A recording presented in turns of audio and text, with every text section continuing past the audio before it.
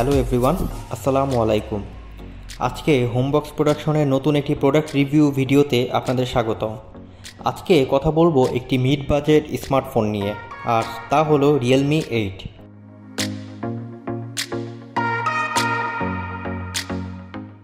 বাজারে 23,000 টাকার আশেপাশে যে কয়টা ফোন পাওয়া যায় তার মধ্যে এটা একটা। 2 মাস ধরে ব্যবহার করছিলাম রিয়েলমি 8, তাই আপনাদের সাথে শেয়ার করছি এর কিছু সেগমেন্ট নিয়ে বিস্তারিত অভিজ্ঞতা।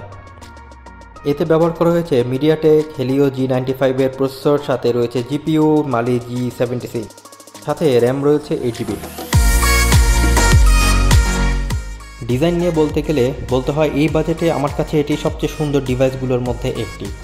ব্যাক সাইডটা প্লাস্টিক হলেও বেশ চমৎকার লাগে দেখতে, তবে ব্যাক সাইডের এই বিশাল ডেয়ার টু লিভ লেখাটা অনেকের কাছে ভালো লাগতে পারে, আবার অনেকের কাছে ভালো নাও লাগতে পারে।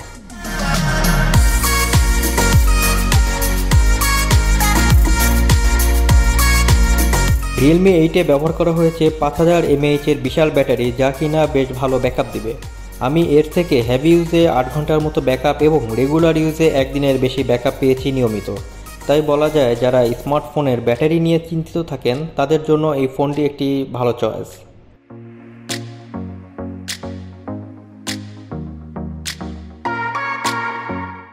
আর রিয়েলমি 8-এর সাথে রয়েছে 30 ওয়াটের একটি ডার্ট চার্জার, যার মাধ্যমে ফোনটি ফুল চার্জ হতে সময় লেগেছে 50 থেকে 55 মিনিটের মতো। রিয়েলমি 8-এ রয়েছে quad camera setup, 64 megapixel AI quad ক্যামেরার সাথে 119 degree ultra wide angle lens. এর প্রাইমারি ক্যামেরা 64 মেগাপিক্সেলের, যার অ্যাপারচার f1.79। এছাড়াও 8 মেগাপিক্সেলের আলট্রা ওয়াইড ক্যামেরা এবং 2 মেগাপিক্সেলের ডেপথ সেন্সর ক্যামেরা রয়েছে।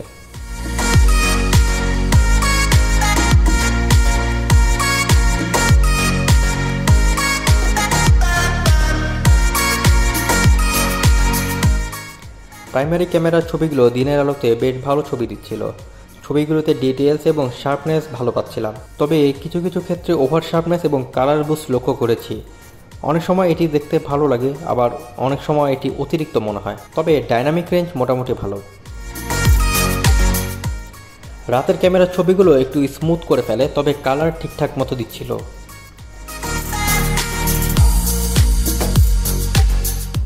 আলট্রা ওয়াইড ক্যামেরার ছবিগুলো খুব একটা পছন্দ হয়নি বাজেট হিসেবে, তবে কাজ চালানো যাবে এরকম। আর একটু বেটার আশা করেছিলাম, বিশেষ করে ছবিগুলোর সাইডে ডিস্টরশনগুলো ভালোই চোখে লাগে। ম্যাক্রো ক্যামেরার ছবিগুলো থেকে কাজ চালানোর মতো রেজাল্ট পেয়েছি, শার্পনেস অ্যান্ড ডিটেলস তেমন একটা পাইনি, তবে এই বাজেটে ম্যাক্রো ক্যামেরা থেকে বেশি আশা না করাই ভালো।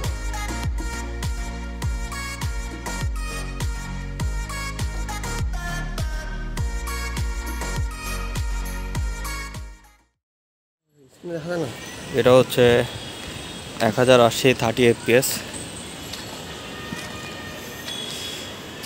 ভিডিওর ক্ষেত্রে 1080 30 fps এ ভালো ফুটেজ পাওয়া গেলেও EIS একদম হতাশ করেছে। এই বাজেটের ফোনে আরও ভালো স্টেবিলাইজেশন আশা করেছিলাম, তবে 4K ফুটেজ ভালো ছিল।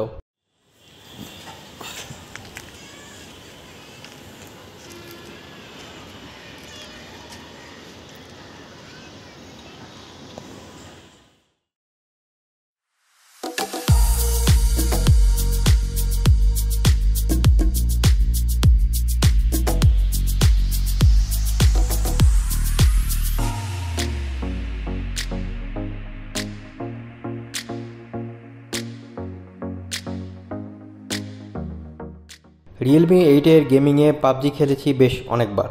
গেমিং পারফরমেন্স বেশ ভালো, কোনো ল্যাগ ছাড়াই খেলা গিয়েছে। পাবজিতে HD হাই গ্রাফিক্সে খেলা গিয়েছে কোনো সমস্যা ছাড়াই। এছাড়াও স্মুথ আলট্রা এবং ব্যালেন্স আলট্রাতে আমরা খেলেছি, পারফরমেন্স বেশ ভালো।